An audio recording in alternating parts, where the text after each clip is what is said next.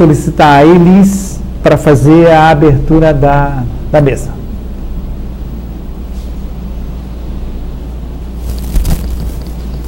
Vamos nos conectar com a espiritualidade amiga que se faz presente para nos auxiliar nessa noite de estudos. E vamos, aproveitando essa chuva que cai lá fora, mentalizar gotas de luz que, juntamente com as gotas d'água, caem sobre nossos chakras coronários, no alto das nossas cabeças, caem sobre todo esse ambiente, toda essa sala. São gotas de um azul cintilante que proporciona harmonia, equilíbrio, comunhão. E que estejamos com os corações e as mentes abertas para absorver o conhecimento, para absorver os princípios dessa doutrina, desse conhecimento que pode nos auxiliar no nosso processo de crescimento pessoal. Então, vamos nos manter sintonizados e harmônicos. E então iniciamos dessa forma a reunião de quarta-feira. Muito bem. Hoje a reunião é livre no sentido de que vocês fazem reunião, tanto pela internet quanto presentes, questionando o que desejarem, cuja resposta será dada de acordo com a filosofia, a ética, a moral ou a ciência espírita. O questionamento é livre. Para a motivação da reunião, eu vou ler uma pergunta feita aqui ao espírito André Luiz, no livro Evolução em Dois Mundos. Pergunta, e vou ler a resposta aos poucos, e vocês podem, a qualquer momento, levantar o dedo para questionar algum termo, alguma situação, para a gente começar um diálogo, né? Só lembro que, como a reunião é filmada, o pessoal está em outras cidades, em outros países também, e se vocês não pegarem o microfone, eles não vão ver a pergunta. Então, só pedir o microfone para poder falar. O pessoal depois manda um e-mail, estou aqui em Toronto, Canadá, fizeram uma pergunta lá. É verdade, acontece isso, né? Então, vamos lá.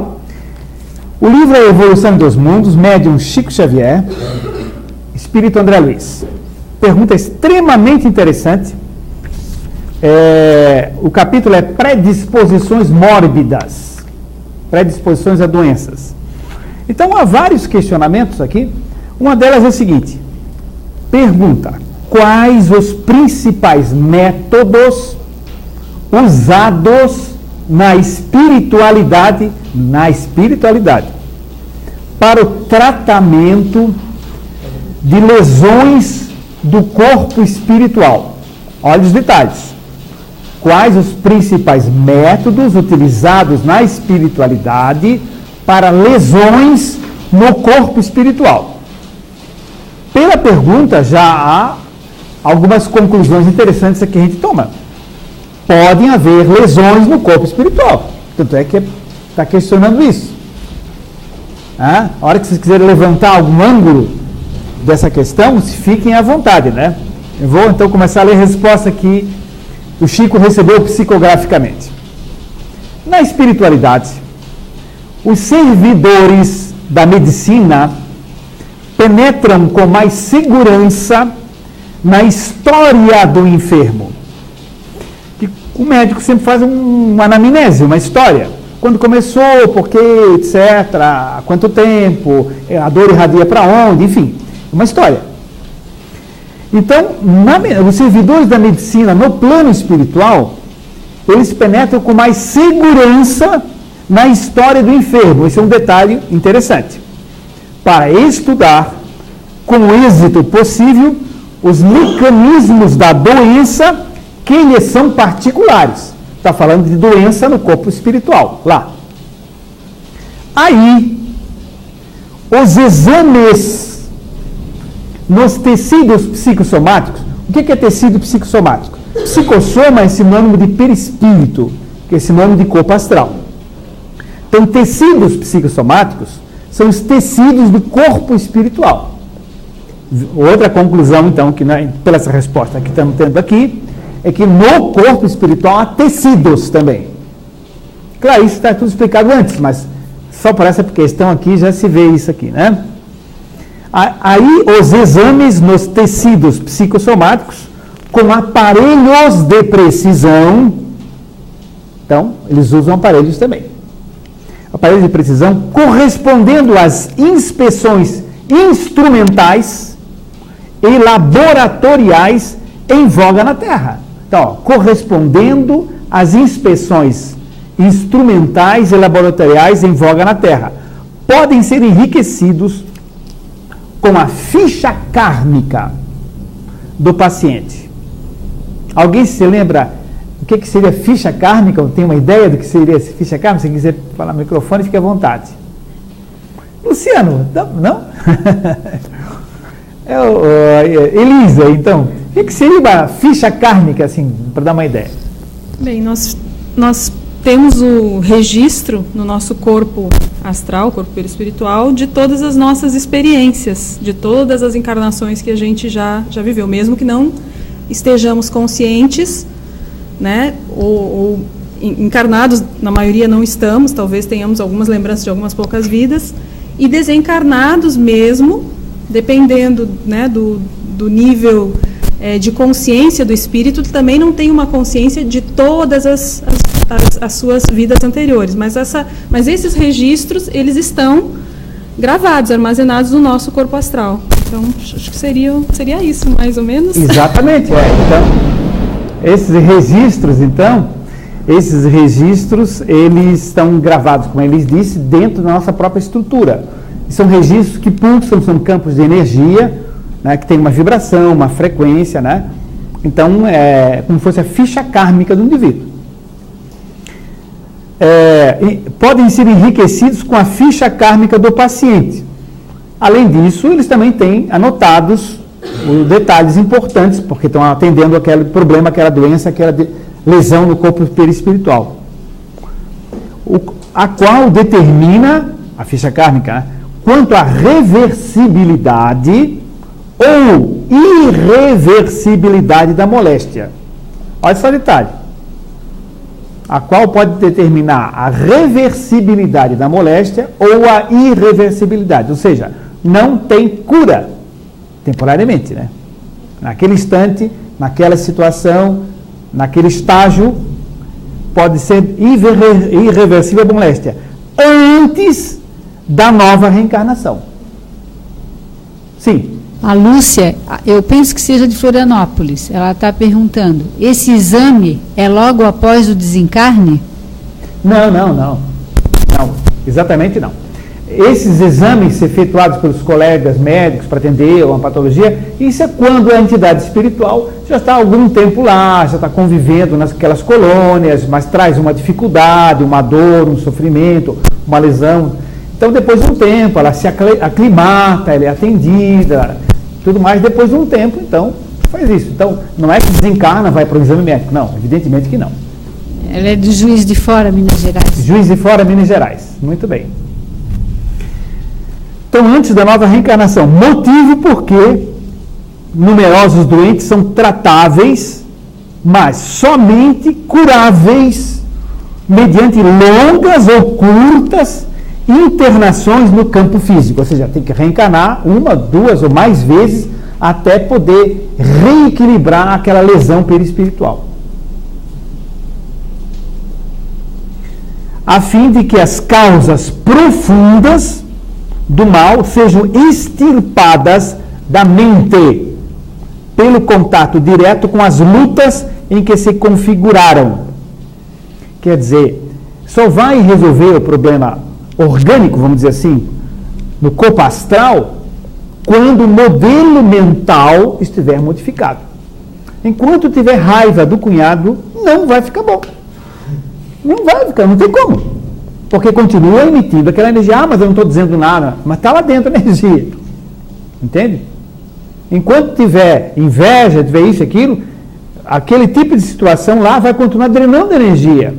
Então, como diz aqui, é incurável e irreversível, a não ser por uma ou várias encarnações sucessivas. Porque o corpo mental é que dá um modelo para o corpo astral. Né? O corpo astral é o perispírito, o corpo, como se fosse o corpo físico dos espíritos. Eles têm braço, perna, olhos, porque tem um corpo astral, um psicossoma, também chamado. E o corpo mental é uma estrutura mais sutil que dá essa modelagem para o corpo astral. Como o corpo astral dá a modelagem para o nosso corpo físico aqui, nosso atual. Alguém gostaria de levantar algum ângulo sobre isso? Um microfonezinho? Nesse caso do espírito precisar reencarnar, no caso várias vezes, né? Ele está com algum problema no corpo perispiritual dele. Isso vai vir refletido no corpo físico, na próxima encarnação dele, na mesma região, no mesmo órgão ou algo do tipo? Habitualmente, sim. Via de regra, sim. Existem agravantes, existem atenuantes, existem uma série de circunstâncias que modificam. Ou seja, essa entidade espiritual vai ter um padrão energético que vai sintonizar com um tipo de óvulozinho, um ócito lá antes de ovular, né? Que vai atrair um espermatozoide que tem a genética similar, compatível com sua vibração, né? Então é uma continuidade. E naturalmente espelha automaticamente no corpo físico, com variações. Tá? Com variações. Muito bem. O espírito pode adquirir uma nova moléstia no plano espiritual? Olha, pergunta bem, ele tem um nome? Quem pergunta, não. Não, tudo bem. Então, se o espírito pode adquirir uma nova moléstia no plano espiritual? Sem dúvida, a pergunta é bem interessante, né? Sem dúvida. Posições psíquicas fixas, posições psíquicas repetitivas, gera um padrão de vibração em desarmonia e aquilo vai condensando, vai lesando energeticamente e adquire sim moléstias. Adquire lesões do corpo astral. Pode sim, com certeza. Né? A vida continua lá também da mesma forma. Né? Uma questão bem interessante. Né?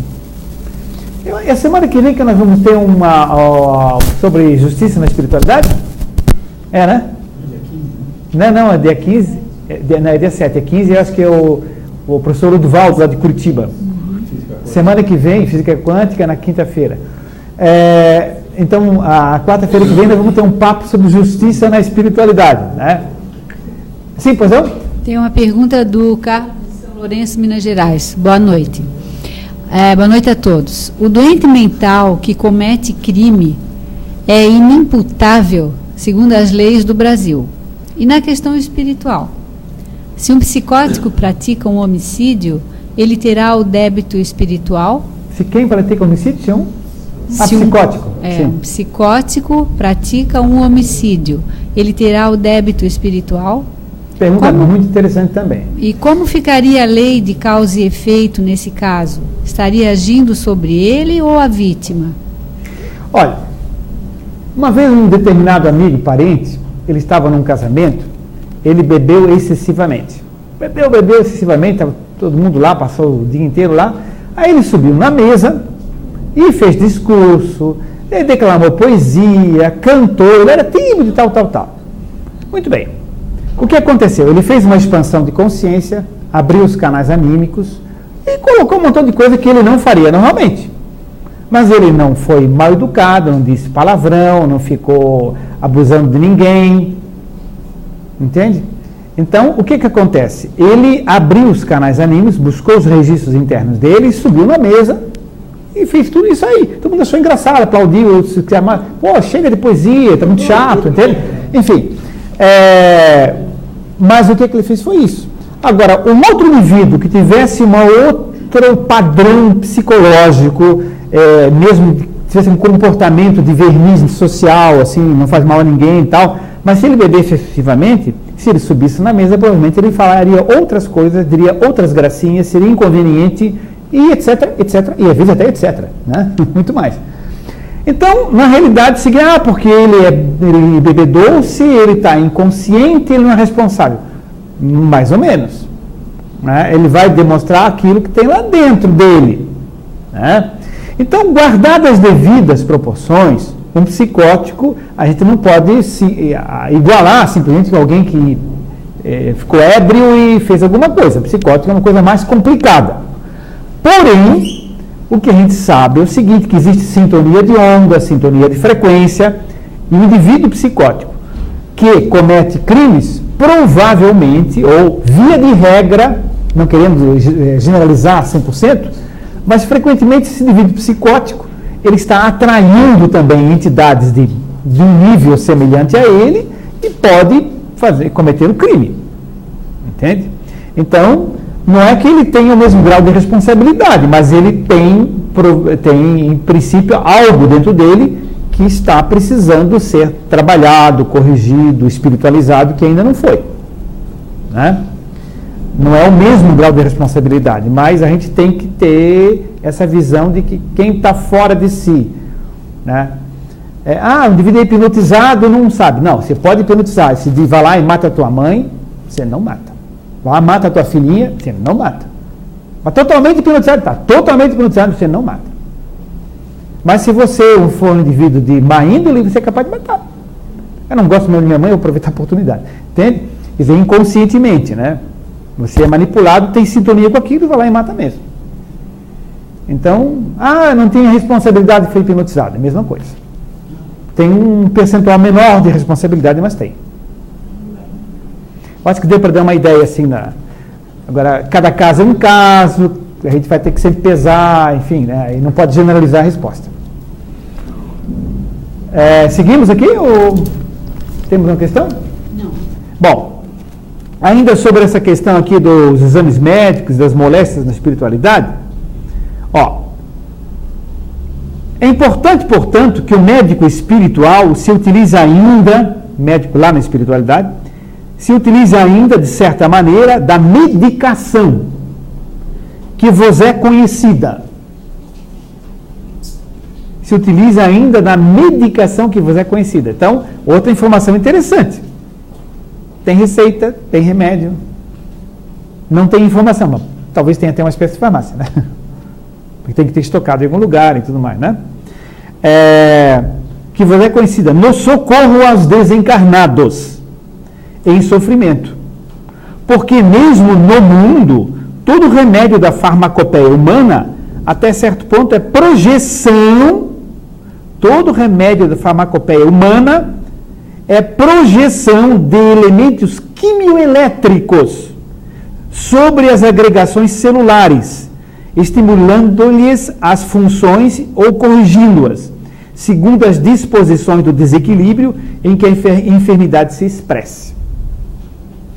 Contudo, é imperioso reconhecer que na esfera superior o médico não se ergue apenas como pedestal da cultura acadêmica, qual ocorre frequentemente entre os homens, mas sim também pelas qualidades morais que lhe configuram valor e ponderação, humildade e devotamento, visto que a psicoterapia e o magnetismo largamente são usados no plano extrafísico. A psicoterapia e o magnetismo, quer dizer, a energia, a projeção de energia, a manipulação de energia, o passe, que é o equivalente, fluidoterapia, né? E a psicoterapia, ou seja, o diálogo, a conversa, a orientação de mudança de postura, né?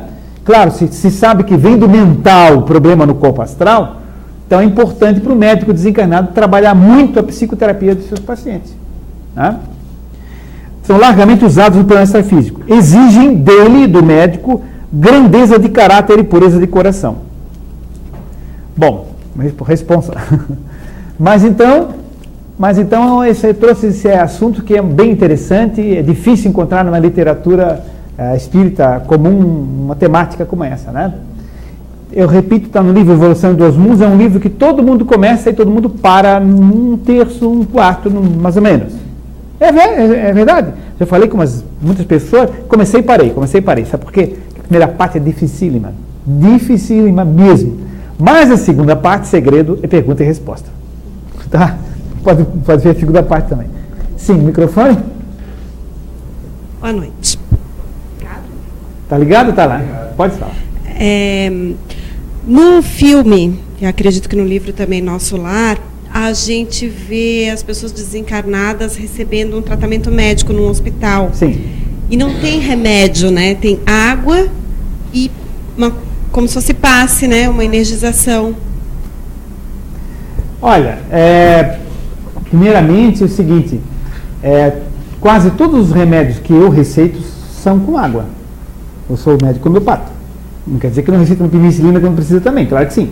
Mas o seguinte, significa que existem mais de 2.000 remédios homeopáticos que são diluídos e a molécula de água, que é o dipolo energético, positivo e negativo, ela, pelas pontes de hidrogênio, as moléculas mudam, levam a frequência de energia do remédio homeopático.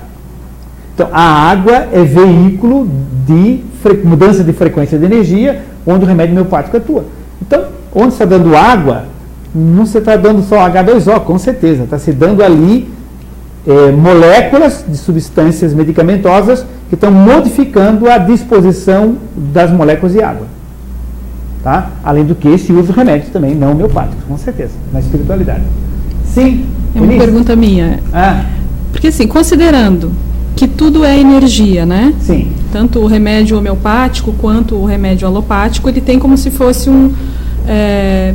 vamos dizer, um código energético, não sei se poderia usar essa palavra, mas enfim, se transformar isso em frequências, né, ele vai ter determinado tipo de frequência, ou seja, quanto mais, digamos, um plano mais denso, mais próximo da Terra, mais necessidade o espírito tem de sintonizar com os mesmos padrões que se tem aqui na Terra, maior a necessidade de se utilizar, então, vamos dizer, esse tipo de frequência, ou de remédios, enfim, para fazer o tratamento. Não sei se eu estou sendo... Claro, está meio confuso, né? Não, o que eu estou questionando assim primeiro, que os remédios, eles todos têm um tipo de frequência, tudo vibra de uma determinada forma. Qualquer... Deixa eu só fazer um parênteses aqui. Quando você dá, por exemplo, um remédio tradicional, um remédio alopático, um antibiótico, etc., ele atua bioquimicamente. Sim, ele vai promover uma modificação bioquímica numa célula, numa bactéria, mas vai agir bioquimicamente. Sim. Essa ação inicial dele. Depois, secundariamente, tem uma ação energética e tal, mas basicamente é bioquímica. Tá? Quer dizer, no organismo biológico. No físico, mesmo. Sim. Mas, digamos assim, o nosso cérebro, o nosso espírito, de alguma forma, ele reconhece essas informações. Que eu não consigo me expressar, porque eu não entendo de física quântica, mas você partindo do princípio que toda a matéria se transforma em energia, sim, né? É como se tivesse um código. Então, tudo isso passa como informação, embora atue quimicamente no meu corpo físico, o meu cérebro, o meu espírito reconhece como um determinado código. Certo. Né? Sim. Então, no tratamento, no plano espiritual, se o meu cérebro continua, se o meu espírito, né, decodificando com a minha parte mental, continua tendo necessidade de decodificar esse mesmo tipo de vibração que eu recebo através de uma medicação no corpo físico, né, o tipo de tratamento vai ser semelhante para que eu reconheça essa mesma energia. Sim. Em função de densidade, né? Quanto mais próximo, quanto mais denso. Agora, enquanto mais sutil. Enquanto necessitar. Quanto mais sutilização, maior compreensão, menos necessidade a gente passa a ter, né? Desse reconhecimento aqui das coisas mais físicas do plano material. Então, uma entidade que já tem uma sutilização do corpo astral, do perispírito, ela pode ser tratada só com magnetismo. E aí você tem assim os planos, né? As colônias espirituais, quanto mais próximas, colônias ou postos de socorro, quanto mais próximos de atendimento a entidades mais densas, talvez utilizem recursos que sejam mais familiares, até em termos de alimentação, a gente vê no livro, né? Para esse reconhecimento, porque não adianta, talvez não fosse tão efetivo em função do reconhecimento espiritual. Também. Isso também acontece, com certeza. E por mais que o antibiótico possa ter feito o efeito esperado no corpo físico, e ainda assim o espírito desencarna, o que isso ia dizer, então? Não entendi a pergunta. Se tomou o remédio que precisava para o corpo físico certo. curar aquele mal que ameaçava a vida, a existência. Sim. E ainda assim, físico, estando restabelecido, pode acontecer daquela pessoa desencarnar. O físico sendo restabelecido? Pode acontecer por uma... sei lá, não for... Curou a bactéria, mas a pessoa desencarnou, sei lá, por outro motivo, naquela situação. O que isso quer dizer? Que o espírito não reconheceu a vibração, então, do remédio? Porque existem... vamos dar um exemplo, materializar o teu exemplo, ver se eu entendi. A pessoa tem uma pneumonia, aí toma antibiótico, cura a pneumonia e morre de outra coisa. Essa é a pergunta? Mas ali, naquela mesma situação, sei lá, às vezes fica aquelas coisas sem explicação, morreu de complicações. Não, foram complicações orgânicas mesmo, entende? Foram complicações orgânicas mesmo. Só que as complicações orgânicas que acontecem, elas acontecem em função de fragilidades do corpo físico, que repercute uma fragilidade perispiritual, que ele já traz uma doença, como nós lembramos, incurável quando ele estava desencarnado lá. Entende? Então ele fez A, B e C. Então ele lesou energeticamente sua estrutura. Ele reencarna, ele tem uma fragilidade importante num determinado órgão. Então ele pode tratar uma doença ali, morrer de uma complicação, por exemplo, né? Mas essa complicação aconteceu não foi por um azar nem por um acaso, é porque ele já tem uma fragilidade orgânica decorrente de uma fragilidade perispiritual que ele ainda não conseguiu superar, certo? E para isso vai ter que reencarnar várias vezes até que mude o seu mental.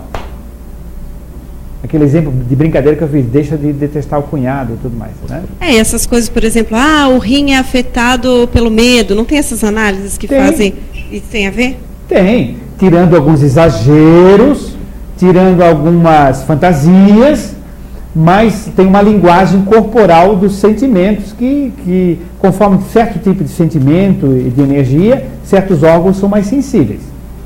Entende? Eles captam mais isso, com certeza. Sim?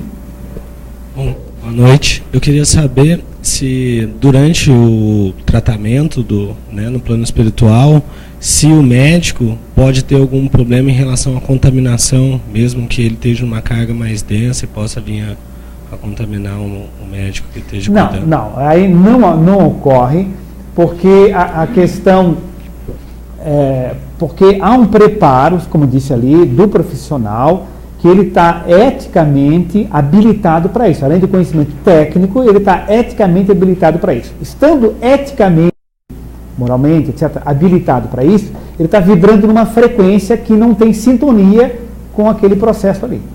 Então não tem como se contaminar. Utiliza-se muito verde, né, doutor Ricardo? A gente vê que Sim. O próprio grupo gera um ectoplasma verde na hora dos tratamentos que os médicos atuam, né?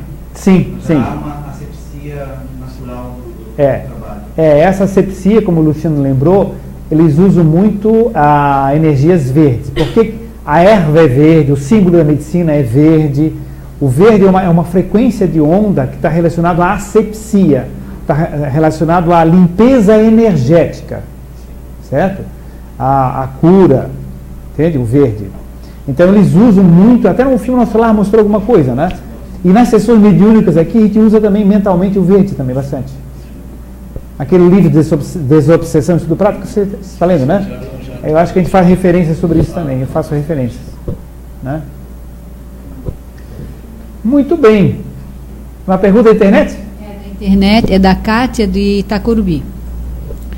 Quando se diagnostica que uma doença é de nascença, essa doença certamente é uma expiação? Como tratar melhor esta doença para a superação física e espiritual? Bom, tem uma regrinha interessante que a gente diz o seguinte: no estudo da doutrina espírita, toda vez que você usa nunca e sempre, você está errando. Né? Então, quando se fala de que essa doença de nascença, como ela usou o termo, né? Se é sempre não. Frequentemente, sim. Certo? Então, aquilo tem uma explicação, ou genética, ou congênita, etc. É o mecanismo da natureza, mas que está espelhando um padrão daquele espírito que está reencarnando. Então, ninguém nasce com um defeito físico significativo, entende? simplesmente, é genético, claro que é genético, mas por que sintonizou com esse gene? E por que o irmão dele não foi? É estatística, sim, mas existe a sintonia de onda. Por que atraiu esse gene? Porque está dentro da sua estrutura perispiritual aquele problema, aquela sintonia com aquela situação. Entende? Então, frequentemente essas doenças congênitas ou genéticas, doenças de nascença, elas são decorrentes de uma situação de lesões já do perispírito. E ela fala assim, um processo de expiação. É importante a gente dar uma conceituação mais moderna, mais ampla da ideia de expiação. Porque para muitas pessoas que começam a entrar na doutrina espírita e começam a tirar algumas conclusões apressadas, elas entendem que expiação é estar pagando o pecado de vida passada. Isso me dá coceira, me dá alergia a esse negócio. Né? Não tem nada de estar pagando o pecado de vida passada. Né, Nizete? Então, o que ocorre é o seguinte: o processo expiatório, se a gente pegar a origem da palavra expiare, do latim, é expiar, jogar para fora, drenar, libertar-se. Tem alguma coisa de lesão do perispírito que está se expressando no corpo biológico no processo de cura, com o processo de eliminação, de expiação, certo? Então a gente tem que banir essa ideia punitiva, Deus castiga e está reencarnando para pagar o pecado. Não é isso. Está reencarnando com um processo de terapia, de tratamento, de crescimento. Essa é a finalidade. Só que se tem muita lesão, não tem como esconder isso, vai aparecer mesmo. Muito bem. A Cida de São Joaquim pergunta: essas lesões podem ser observadas na infância, no corpo físico? Lesões perispirituais? Lesões perispirituais, ela fala? As lesões... Sim. Podem, se houver sensitivos, clarividentes, ou videntes mediúnicos, né, que tenham sensibilidade para perceber isso. É possível, sim. Né? Talvez seja em função de lesões no corpo espiritual muito acentuadas, né? De uma gravidade muito intensa. Aí é que eu acho que essa pergunta dela talvez coubesse, né? Sim. Aí possa se expressar até já no corpo físico, enquanto criança, não sei. Sim, pode ser observado só a nível astral, ou pode já ter uma manifestação biológica, física, até mesmo no nascimento, né? Mas algumas aparecem mais tarde, né?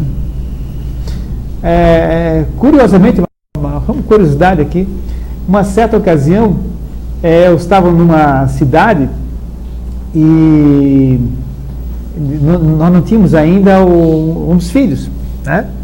Então, uma médium falou: olha, você vai ter um filho que ele vai ter um defeitozinho muito pequenininho. Aí eu fiquei gelado, né? Alguém sabe se meter na vida aí, né? Vai ter um defeitozinho, mas muito pequenininho, tão pequenininho que você não vai nem notar. Entende? Mais tarde que vai aparecer. E foi exatamente a expressão assim. Aquele negócio me aborreceu algum tempo, né? Até um dia que eu estava no jardim, né? Nós temos 4 filhos, né? Com 2 filhos meninos brincando. Aí eu peguei, tinha uma árvore, um arbusto, que tinha folhinhas verdes e folhinhas cor-de-rosa. Eu peguei e olhei assim: olha que interessante. Você veja que o mesmo arbusto aqui, a mesma árvorezinha, tem uma folha totalmente rosa e outra totalmente verde. Aí veio ela: pai, são iguais. Tá brincando com o pai, uma é verde e outra é cor-de-rosa. Pai, é igual. Então chama o outro, vem cá. Ele disse assim: pai, os 2 são iguais. Assim, não é possível ter 2 filhos daltônicos. 2 filhos daltônicos. Realmente foi só perceber mais tarde, né? Só que é o tipo de informação que mediunicamente o médium não deve dizer, porque isso aí, quanto tempo ficou me incomodando esse negócio, o que vai ter, não sei o que, né? Mas eram daltônicos, né? E depois, inclusive, depois daquele episódio das plantas, antes desse episódio das plantas, eu fiquei meio assim, estranho, porque uma vez estavam passando agora ele já tem 38, 39, 36 anos, 33, o pessoal faz assim, os filhos, né? Estava passando na cidade, eles eram bem pequenininhos, e tinha um Galaxy cor-de-rosa. Você lembra do Galaxy, aquele carro antigo? Um Galaxy cor-de-rosa passando, e quando o Galaxy cor-de-rosa passou, Eu disse assim, olha que engraçado, um Galaxy cor-de-rosa, totalmente cor-de-rosa. Meu filho era, onde, pai, onde? Ali, ó, tem o Galaxy cor-de-rosa. Eu vi passar um carro branco. Eles não viam cor-de-rosa, né? Mas ali eu nem tinha, achei que fosse assim, passou o carro meio rápido, não fosse nada não. Com a plantinha eu tive certeza. Mas então essas são questões já que são genéticas, claro que isso vem do gene, dos ancestrais, passando, mas sintonizaram com isso. E já o espírito que se comunicou pela média estava percebendo isso e deu essa informação. Vamos adiante. A Lúcia de Juiz de Fora pergunta: meu filho tem psoríase. Como a doença é psicológica, não tem cura, pedi a ele que fizesse uma medição sobre seus sentimentos. Dr. Ricardo, é por esse meio que pode funcionar, livrá-lo dessa doença? É um conjunto de atitudes, né? Um conjunto de atitudes. Tem que procurar um dermatologista competente, tem que acompanhar, tem que seguir todas as orientações. Eu pessoalmente, como médico homeopata, quando atendo psoríase, eu peço para acompanharem com dermato também. Mas a gente faz um trabalho paralelo e tem conseguido um resultado bem significativo. Se já é adulto ou uma criança que dialoga, a gente procura verificar o padrão de energia que sintoniza com que remédio. Hipoteticamente, um exemplo assim, por exemplo, se uma pessoa que vive uma situação subjetiva de abandono, às vezes um remédio chamado pulsatila nigricans tem a frequência que sintonia com isso, com esse tipo de energia. Se é uma crença muito autoritária, muito mandona, às vezes licopódio clavatum tem sintonia com essa frequência. E assim, tem uma série de características, tem 2.000 e poucos remédios. Então, às vezes, o mental da pessoa, que gera a fragilidade que vai dar fisicamente aquela tendência, você pode sintonizar um remédio nessa frequência de onda, entende? Enfim, tem várias opções, né? Às vezes, começou a ter psoríase aparecer depois que o pai morreu. Então, tem um remédio chamado de Inácia Amara, que os livros em inglês e espanhol falam. Tem muita relação com morte de parentes. Então, tem um livro lá em espanhol que diz Muerte de Padres Ninhos, eu não sei mais o que, né? Pais, filhos. Então, é assim por diante, tem características. Então, às vezes, a medicação homeopática atua. E atua porque ela não atua bioquimicamente. A ação homeopatia é zero, não tem nenhuma ação bioquímica.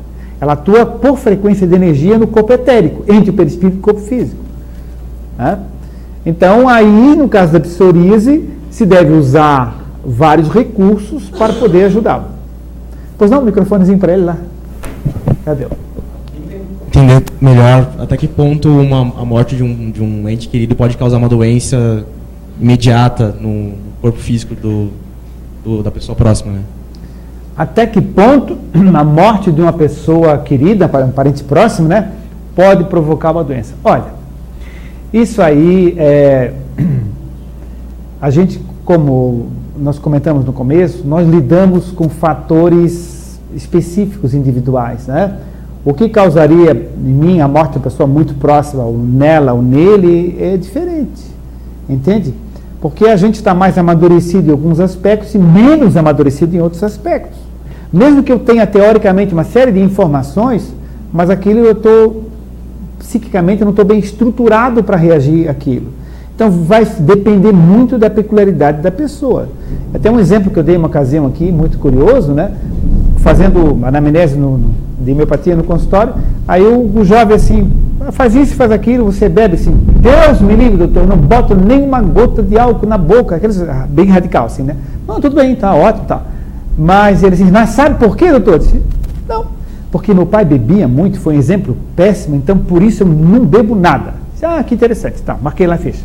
Passado algum tempo, um rapaz na mesma faixa de idade, faz isso, faz aquilo, bebe assim, eu bebo demais. Eu sou uma desgraça, eu não sei quem me bebe, mas também teve mau exemplo, meu pai bebia muito. Quer dizer, um não bebia porque bebia e o outro é o contrário. Você veja que a mesma circunstância gerou duas posições completamente diferentes. Seria as predisposições, né, doutor Ricardo? As predisposições psíquicas que a gente traz, que são fragilidades, imaturidades da pessoa. Né? É uma coisa muito pessoal, né? muito, muito específica, né? Falar em morte de parentes, assim, faz em torno de uns 20 anos atrás, eu sou formada, vou fazer agora dia 3 de dezembro, comemorar 40 anos de formado, então vai ter a festinha e tal. é 3 de dezembro, né? Então, 40 anos a gente já viu muita coisa, né?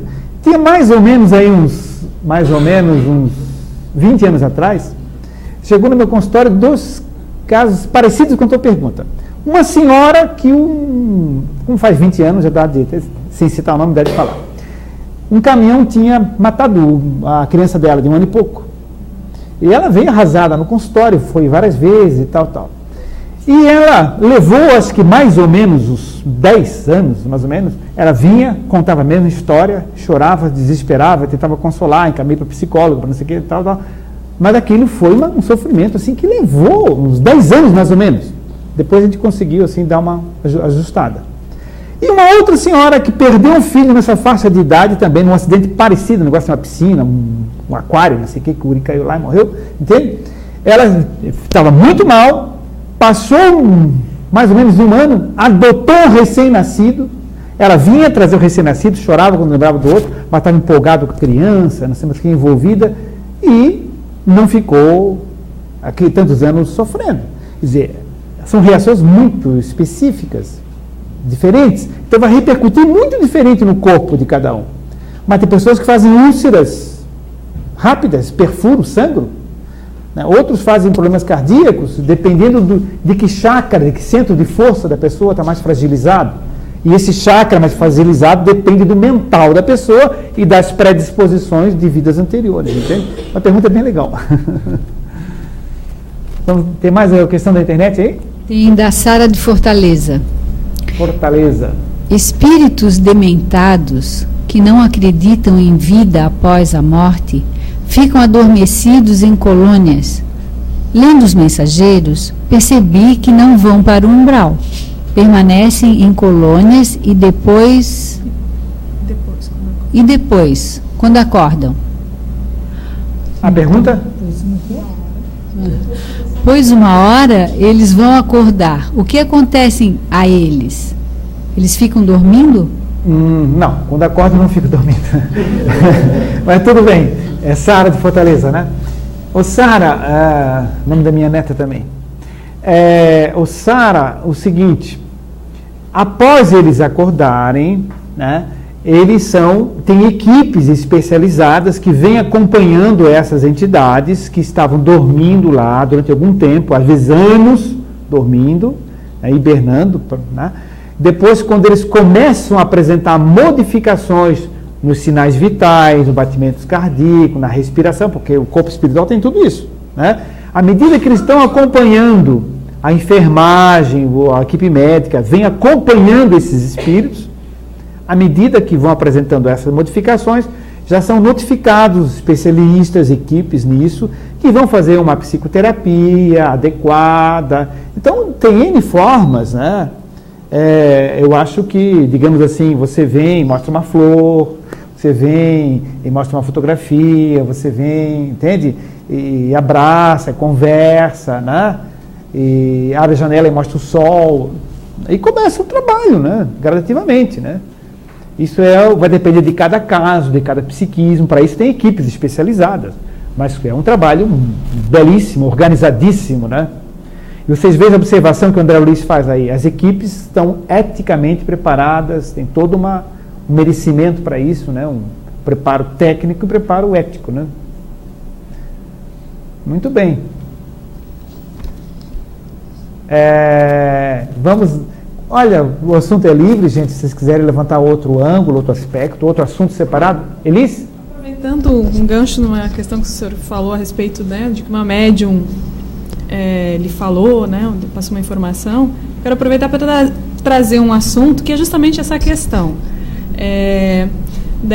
desses recados que se recebe, né, porque gostaria que o senhor falasse, discorresse um pouquinho sobre essa questão no sentido assim, de que na verdade, quanto me parece que quanto mais equilibrado, mais evoluído os nossos espíritos que nos assessoram, menos influência direta eles terão na nossa vida.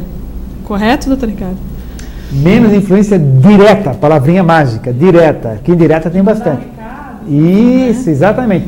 Porque se você for, por exemplo, né, num terreiro, não espírita, né, um terreiro de candomblé, etc. Então eles falam, mandam vender a casa, mandam comprar o carro, mandam terminar o namoro, mandam não sei mais o quê. Enfim, eles interferem ou opinam sobre questões da vida pessoal e normalmente, né, bem intencionados. Né? Mas estar bem intencionado e ter a capacidade de avaliação e de orientação e de percepção mais ampla, muitas vezes não tem. Né? Então você veja só o seguinte, às vezes a gente faz uma oração e está numa situação e assim, por favor, eu quero ser curado daquele problema. A espiritualidade olha e diz o seguinte, fica olhando lá, ele está orando para ser curado. Se ele ficar curado, ele vai ficar tetraplégico, isso, vai ficar aí 10, 15 anos, numa situação desconfortável, ele não tem karma para isso, ele tem merecimento para libertar-se do corpo físico, vir aqui para a colônia e reencontrar os parentes, os amigos, e esse lugar maravilhoso, cheio de flores e não sei mais o que, tal. Mas o indivíduo está ali, não, eu quero ficar aqui preso, morto, quase morto aqui nessa cama, sofrendo mais muitos anos. Quer dizer, ele não pensa isso, mas eu quero ficar curado. A espiritualidade olha e vê que aquilo é altamente nocivo para ele, não é o caminho, não é esse. Essa, o que ele chama de cura, não é saudável, e ele não merece passar por aquilo, ele merece se libertar disso. Então são ângulos diferentes de observação que eles têm, né? Então, às vezes, num terreiro de Umbanda, de Candomblé, eles às vezes opinam por algumas coisas que aparentemente lhes parece para o espírito, mas o coitado está pedindo isso, está pedindo aquilo, vamos ajudar ele, entende? Mas às vezes não estão preparados, não têm a percepção mais ampla da situação. Né? E muitas vezes ele dá uma opinião. Né? E às vezes essas entidades são, como é que se diz? São imantadas no médium, na pessoa. Né? Existe uma espécie de um servilismo do médium para o espírito. Né? Então as pessoas dizem, não, eu entrei agora para o candomblé e agora não posso sair porque eu sou serva de não sei o quê, eu sou filha de não sei mais o quê. Então parece que tem uma obrigação, está presa. Ninguém tem que estar preso com coisa nenhuma. Nós somos espíritos também, daqui a pouco estou do lado de lá, eu reencarno para cá. Ninguém tem que estar preso a espírito nenhum, a gente é livre, tem que estudar, trabalhar, produzir, amar, entende? Não tem que obedecer ordem, coisa nenhuma de espírito nenhum. Pois não?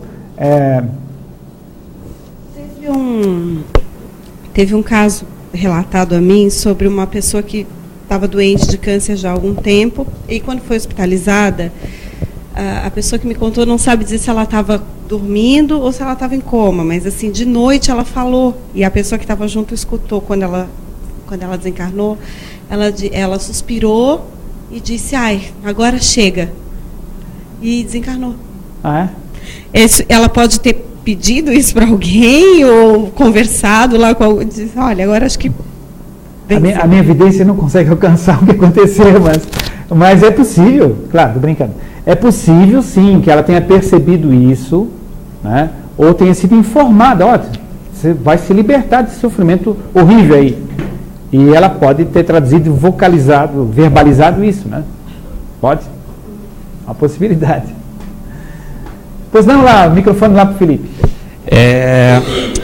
Você, como está falando um pouquinho de colônias, tenho estudado um pouquinho sobre isso, e o Livro dos Espíritos também. Uma coisa não está muito clara para mim. Sim. Eu queria que você esclarecesse. Quais as principais diferenças entre colônias espirituais e mundos transitórios? Que é citado no Livro dos Espíritos. Na realidade, não há diferença. Porque colônias espirituais é uma terminologia da época de André Luiz para cá, entende? É mais recente, é do século XX. E a terminologia mundos transitórios é uma terminologia mais usada no século XIX, certo? Eu, por exemplo, não conheço, até pode ser que exista, mas referência dos livros do Divaldo Franco, tal, falando mundos transitórios, assim, fala mais de colônias astrais, mundos espirituais. Não está errado, mas é uma questão de terminologia, né? Eu não vejo assim alguma diferença específica. Não sei se alguém tem uma outra informação, até quiser corroborar. Sim? Mas nós pensarmos, todos os mundos são transitórios, né? Por extensão pode-se dizer. Especificamente basicamente, o que é citado no Livro dos Espíritos é um mundo onde o espírito errante ele vai para se preparar para uma nova encarnação. Então é colônia mesmo. Seria? É colônia astral. Nesses estudos eu vi muita gente também, espíritas mais ortodoxos, contestando a validade das informações vindas do André Luiz. Tal. Eu vejo que eu estou procurando informação, mas eu fico muito confuso de saber, caramba, eu achar uma coisa, daí os próprios espíritas estão lá se debatendo, então eu fico meio perdido, assim. Não, mas é muito interessante você trazer essa questão, e você usou uma expressão que, infelizmente, é muito real, espíritas ortodoxos, porque a pessoa entra para uma doutrina que ela deve ser evolutiva, você deve agregar informações, preservando a base sempre. Mas tem pessoas que têm um medo danado, né? Ele fica naquela base adorando o alicerce, o edifício não cresce, né? Fica só no cimento ali, né? Então, não tem que crescer em cima disso, mas tem que preservar a base. Então, por exemplo, colônia astral não existe, não está ali, tem mundo transitório. É a mesma coisa. Entende? Exatamente. Mas existe muita gente que tem dificuldade de aceitar essas informações. Né? Microfone? Doutor Ricardo, pode acontecer, um espírito obsediando uma pessoa encarnada. Sim. Por algum motivo, essa pessoa resolveu dar um up e dizer, não quero isso para mim, não vou ficar nessa frequência, vamos mudar isso. Pode esse espírito, numa tentativa de atingir, digamos assim, não sei se é bem essa palavra, atingir a pessoa, ir obsediar ou ir incomodar, ou sei lá, alguém próximo para tentar atingir quem seria a vítima, entre aspas, dele? Pode. Inclusive é muito comum, assim, por exemplo, certas entidades, em obsessões mais simples, não coisas mais graves, obsessões mais simples, de espíritos utilizarem filhos, por exemplo, para perturbar o trabalho do pai ou da mãe. Às vezes a mãe é uma palestrante, uma médium, etc. Eles não conseguem tocar diretamente ela, e às vezes nem o próprio pai, então eles começam assim pelo filho, o filho fica mal criado, o pai briga com o filho, a mãe briga com o pai porque brigou com o filho, e começa, entende? Então isso acontece sim, acontece muito, acontece bastante. Sim. Só para acrescentar, é interessante também, quando o senhor falou de filhos, prestar atenção que os filhos, os parentes em si, também têm o seu próprio reequilíbrio com os pais.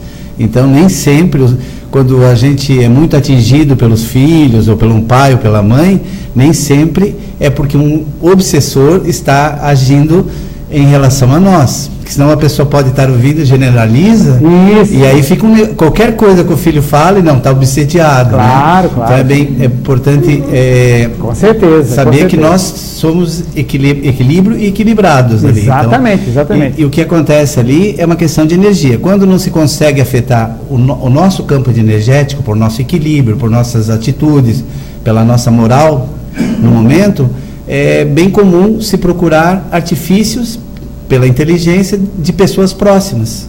Então, essas coisas podem acontecer. Só que prestar atenção nesses detalhes para não... Sim, com certeza. O adendo é válido. Então, a tua pergunta, realmente, a resposta é essa, e esse adendo é uma situação complementar, né? Tá. Mas é muito comum isso. Então, via filho é demais. Então, porque hoje eu tive essa sensação, assim, porque eu tenho passado por bastante problemas emocionais, e essa semana eu, momentaneamente, como o Luciano disse, eu disse, não, chega, vamos dar um up. E hoje a Júlia estava terrível, coitada, não estava terrível de atentada, estava terrível de triste. Ela disse, mãe, eu estou muito triste, eu não sei o que eu tenho, mas eu estou arrasada. E chorava. Daí deixei ela na escola e fui embora. Daí quando eu fui embora, eu disse, tá com muito cara de alguém incomodando ela, não tá com cara de ser alguma coisa dela. Daí eu disse, olha, não conseguiu comigo, mas vamos deixar ela em paz também, vamos tentar outra alternativa, vamos negociar de outra forma, não vamos mexer com ela, se o problema for comigo. E curiosamente, quando eu cheguei na escola, de volta para buscá-la, ela estava bem. Daí eu perguntei, filha, o que aconteceu? Não, nada, mãe, passou.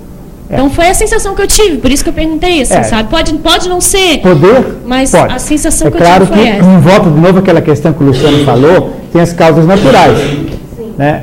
Agora, no teu caso, que você relata, há uma boa possibilidade, porque ela pode dizer, não, estou triste porque perdi um brinquedo, porque estou triste porque o amiguinho me bateu, estou triste porque a mamãe não me deu atenção, estou triste porque não vou ver o filme. Mas não havia nada específico, né? Não sabia nem por que estava triste. Só estava triste. É possível, não afirmaríamos, mas é possível. É um exemplo teoricamente possível. Né? A gente sempre tem cuidado, né, Elise, Luciano e tal, que para a gente não generalizar a situação, porque está sendo ouvido por outras pessoas e tal.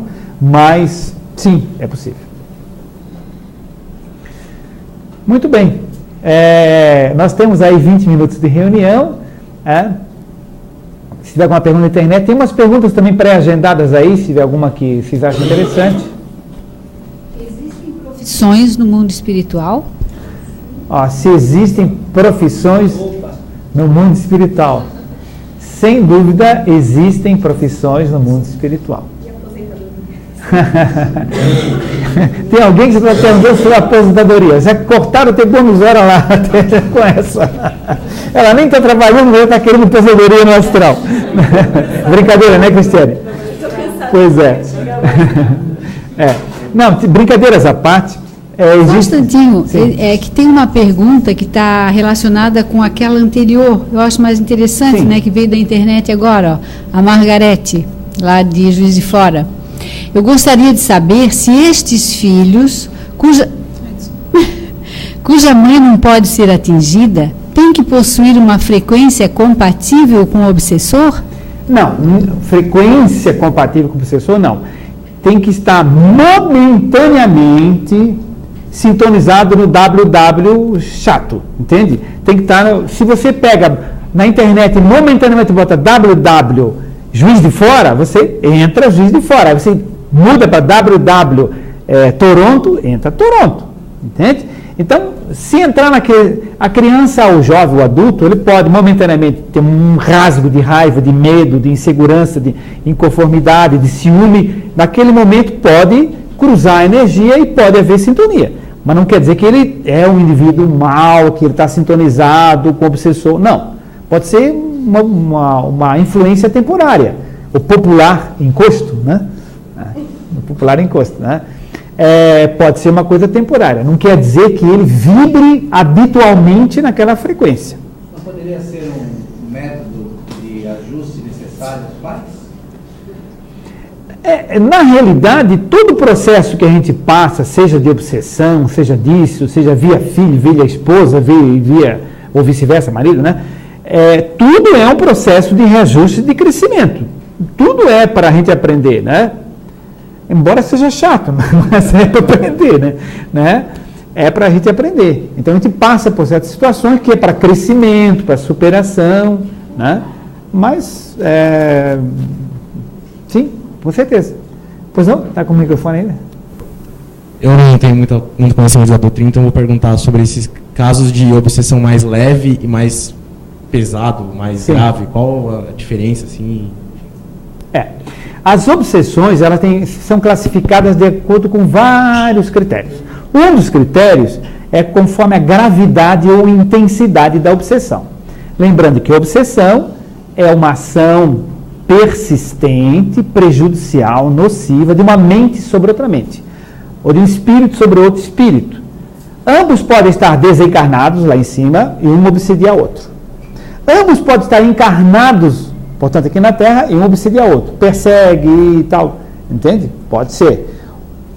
Pode haver uma obsessão também de aqui uma pessoa encarnada, entre parênteses, viva, para uma pessoa que está lá.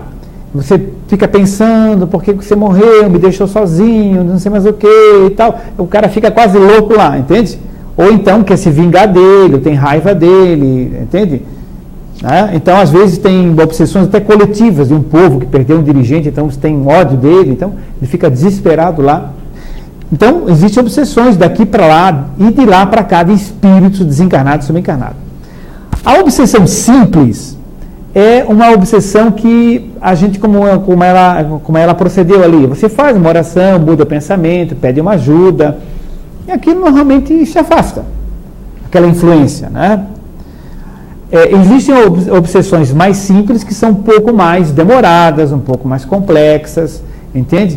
Mas não é uma coisa assim que a pessoa perde a consciência, nada disso. O segundo nível é chamada fascinação, onde a pessoa normalmente não percebe a influência e o indivíduo fascinado, ele tem ideias fixas muito expressivas. Ele acha que quer reformar alguma coisa, ele quer mudar o centro espírita, ele quer mudar a repartição, ele causa tumulto, ele cria dificuldade, entende? Ele não tem a percepção de saber como levar as coisas, não tem psicologia, né? E é uma influência espiritual muito intensa, né? Às vezes ele se julga um missionário, alguma coisa assim do gênero, tá? É uma coisa muito mais forte, muito mais intensa, geralmente mais prolongada. Existem líderes políticos que fascinam as pessoas, são obsessores, né, que fascinam. A história tem aí, né? Segunda Guerra Mundial está aí e tudo mais, né? Então são obsessores de fascinação. E em terceiro grau é a subjugação, que é a popular possessão. Está possuído pelo demônio e tal. Então isso é subjugação. O indivíduo subjugado é aquele que corresponde à versão popular da possessão, né? Aquele indivíduo que se joga na parede, se corta, e fala que ele é Deus, que é Jesus, que é Hitler, que não sei mais o que é o demônio, entende? Ele está completamente fora de si, frequentemente internado em um hospital psiquiátrico, né? Ou não, mas ele perde o domínio da sua consciência, faz atos absurdos, né? Isso aí é subjugação, é o indivíduo que já está subjugado, dominado mesmo pela entidade espiritual. São os 3 graus básicos, né? Claro que tem intermediário, mas os 3 graus básicos são esses, né? Esse é reversível? O Carlos Lopes lá não escutou. Esse mais grave de subjugação, que já está subjugado, sim, internado no hospital psiquiátrico, é reversível? Alguns, sim. Outros só na espiritualidade, outros só quando reencarnam. Mas, sim, um bom tratamento psiquiátrico, de preferência associado com um tratamento espiritual sério, bom, bem organizado, sim. Tá? Agora, às vezes, só o tratamento psiquiátrico não é suficiente, porque não remove a causa, que na realidade não é a causa, né? Porque a obsessão, a subjugação sempre decorre de um problema da gente. Ninguém é obsedado de graça, né? Então tem que encaminhar o obsessor, mas promover a mudança mental no subjugado, senão não tem jeito, né? Mas é bem delicado. Doutor Ricardo, eu já ouvi falar de auto-obsessão. Se existe realmente e como é? A auto-obsessão é um indivíduo que tem, sem ser influência externa dele mesmo, ele tem um monoideísmo, uma ideia fixa, que ele se domina por aquilo. Hipoteticamente, eu sou espírita, eu sou evangélico, não sei mais o quê, e eu aprendi que tem que fazer caridade. Então, quero fazer caridade de manhã, de tarde, de noite, sábado, domingo. Aí não cuida da família, não cuida do emprego, falta, e quer um atestado frio porque está fazendo caridade do morro, não sei mais o que, no final daquele dia, deve trabalhar. Enfim, ele passa a ter uma série de distúrbios comportamentais em função de uma coisa que ele cismou, que faz exagerada. Eu falei, o exemplo de caridade é coisa bem extremada, mas pode ser outra coisa qualquer. Entende? É uma coisa dele mesmo que não é obsessão externa, mas é um desequilíbrio psiquiátrico dele mesmo. Poderia ser um padrão de comportamento ou psíquico adquirido numa vida passada? Ele se moldou, se programou para aquilo? Se autoprogramou, né? Sim, pode. Esse padrão comportamental de monoideia, de ideia fixa, que ele está expressando nessa vida, com certeza ele tem influência da educação, da gestação, da infância, da adolescência, que reforçaram alguma coisa que já deveria trazer em vidas anteriores, que reencarnou para superar, ainda não conseguiu. Luciano? a autoobsessão também, ela é uma grande porta de entrada para a obsessão. É verdade. Porque o monodeísmo, ela gera o monodeísmo, pensamento repetitivo. E o pensamento repetitivo é maléfico para nós mesmos, e nossa psicosfera acaba atraindo afins, ou seja, gerando obsessões. Né? É verdade. Então, muitas auto-obsessões, elas complementam-se com a obsessão secundária depois. Uma última pergunta, em continuação. E vamos imaginar, pensando que na superfície, quer dizer, na consciência, ele saiba da necessidade de mudar, mas o subconsciente ainda funciona com aqueles padrões antigos. Ele pode criar uma autossabotagem? Pode. Pode. Autossabotagem. Pode. Porque as mudanças, elas têm que vir de profundidade, né? E isso é mais complicado para todos nós, né? A gente sabe que tem que fazer isso e aquilo, a gente já sabe, está no consciente, mas aquilo não está introjetado, não é em profundidade, não está lá nos corpos mais sutis. Eu ainda não consigo. Mas o fato de eu já saber é um primeiro passo. Agora, se eu ficar sabendo muito tempo e não fizer, começa a me complicar, né? A responsabilidade é maior, né? A responsabilidade acaba sendo maior depois, né? Porque quem não sabe e faz, é bem menos responsável, né? Um dos problemas, entre aspas, de a gente entrar para a doutrina espírita é isso, é que a gente vai ficar cada vez mais responsável, né? Porque as outras religiões dizem o seguinte: entre para cá, se salve. Na verdade, você será salvo. E nós não acreditamos na salvação. Não existe salvação, existe evolução. Ninguém se salva de nada, todo mundo evolui. Ou seja, todos se salvam. Só que o processo é individual e progressivo, né? Sim, a pergunta lá? Não, voltando à questão da autoobsessão, eu acredito que a autoobsessão, ela está muito vinculada, arraigada a processos pessoais, entende? A dificuldades emocionais, sabe? A problemas de ordem, assim, de orgulho, muitas vezes, né? De dificuldades mesmo de aceitação de algumas imposições, ou no serviço, ou na família, restrições. Então, ela vai criando mecanismos psicológicos, sabe? Né? Que facilitam, entende? A esse desequilíbrio pessoal, inicial, né? E que vai forçando, então, um apego a uma determinada situação, ou coisa, ou problema, né? E aí cria essa auto-obsessão, essa necessidade forte. É um mecanismo inconsciente de fuga, muitas vezes, né?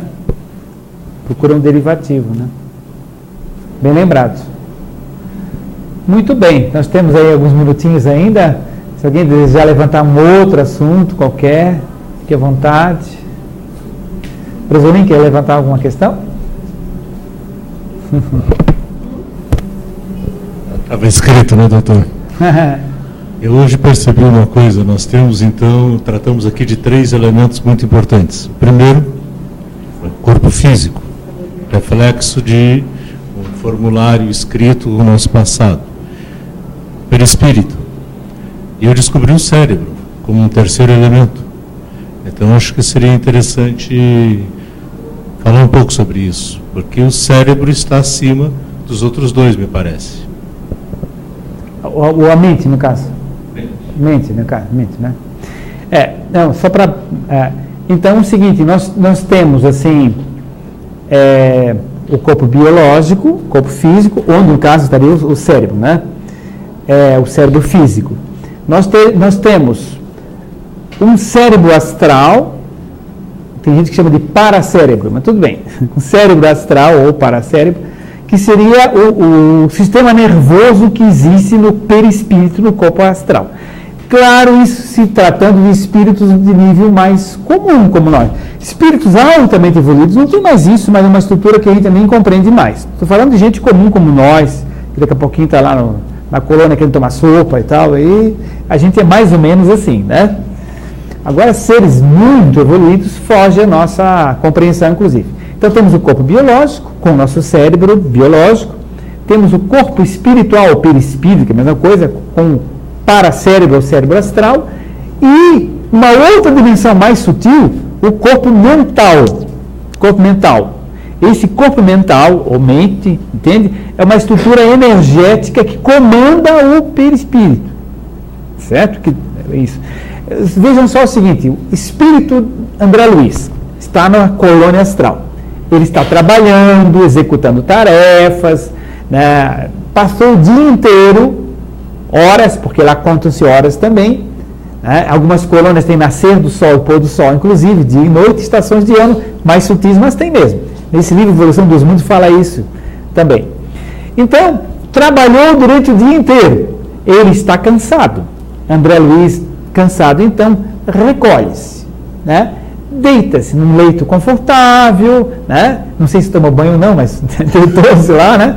Deitou-se lá num leito confortável. O que acontece? Ele deita, dorme com seu psicossoma, com seu corpo astral, e sai do corpo. Projeta-se em corpo mental e vai visitar a mãe dele, em outra estrutura diferente e mais sutil. Então ele projeta-se em corpo mental. E o corpo astral dele, o perispírito, está lá deitado no leito da casa dele, dormindo, descansando. Né? Então é uma estrutura mais sutil. Né? Então seria isso. Pois não? E aqueles espíritos que recebem, que ficam dormindo, que desencarnam e acabam dormindo durante todo o seu processo de cura lá em alguma colônia? Sim. E o mental dele, o espírito dele está lá, ele está dormindo, está recebendo tratamento. E o mental dele, porque ele está dormindo? Como é que fica? Normalmente estaria ali também. Normalmente estaria ali dormindo também. Entende? Tá. Há exceções, mas o habitual que esteja ali mesmo. Tá? Então é uma grande perda de tempo. Né? Então isso perda de tempo entre aspas. Ele precisa passar por aquilo para amadurecer. Né? É um processo dele mesmo. Gente, então, está em cima do nosso horário. Alguma última pergunta antes da gente encerrar? Sim? Só se tem lá. Passa o microfone para ele ali. Assim sendo, eu posso pensar que o corpo espiritual cansa. Se eu preciso descansar, então ele parece matéria. É matéria. O corpo espiritual, boa pergunta, o corpo espiritual é matéria de outra dimensão. Tem tecidos, tem órgãos, tem células, moléculas e átomos de outra dimensão, mas tem. E se tem, porque é derivado, os espíritos falam do fluido cósmico universal. Esse fluido cósmico universal é a matéria primitiva do universo, de onde se deriva a matéria de todos os astros, todas as galáxias, todas as partículas atômicas, subatômicas, constituem astros, nebulosas, tudo mais, inclusive o corpo astral também é derivado disso. Então, tem moléculas que vibram, que gastam energia, pelo trabalho e tudo mais. E gastando energia requer repouso. Os espíritos mais simples, o espírito mais evoluído nem precisa isso. Ele faz uma meditação, repõe energia, está tudo bem. Certo? Mas é matéria. Essa pergunta bem interessante. Algo mais? Não? É possível ainda, então? Vou deixar para tu depois da reunião, então, tá? Da internet lá. Tá. Então, da Ana Laura, de Toronto, Canadá. Olha só, falando de Toronto, viu?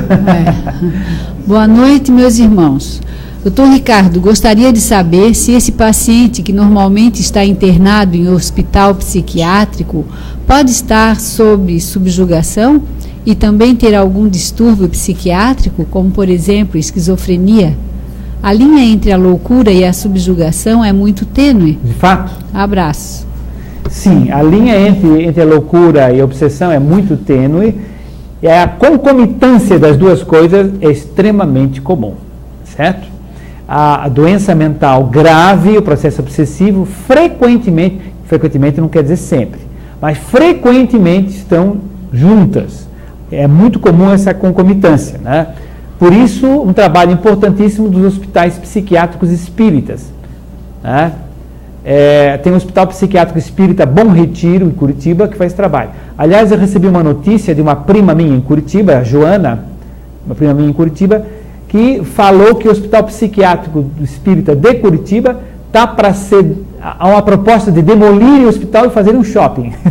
Tomara que não façam isso, mas se realmente demolir o hospital psiquiátrico espírita lá e fazer um shopping vai fazer uma falta enorme, né? Porque existem pouquíssimas estruturas no Brasil e no mundo que conseguem enxergar esses dois lados e associá-los. Tomara que isso não se concretize, né? Até a Joana me disse assim, tem alguma coisa que a gente pode fazer? Isso é bem complicado, né? Mas, então já estão se movimentando junto à Federação Espírita do Paraná, nesse sentido aí. Gente, então acho que nós vamos encerrar a nossa reunião, né? Agradecendo a presença dos nossos amigos internautas. Vamos então mentalizar uma energia branca, suave, que nos envolve. Vamos mentalizar um prisma no alto dessa sala, essa luz branca incidindo nesse prisma e se subdividindo no verde da higiene energética, no azul da paz e da harmonia, no dourado da vitalização, no rosa do carinho, da afetividade, no violeta da espiritualização, enfim, todas as cores, energias vindas do alto, e cada um receba comprimento de onda, frequência que mais necessite para a sua harmonização, para o seu bem-estar, que essas energias sejam captadas longe, mas tão perto, no planeta Terra, que está sintonizado com essas diretrizes superiores do amor e do trabalho. Está encerrada a reunião de hoje. Que assim seja.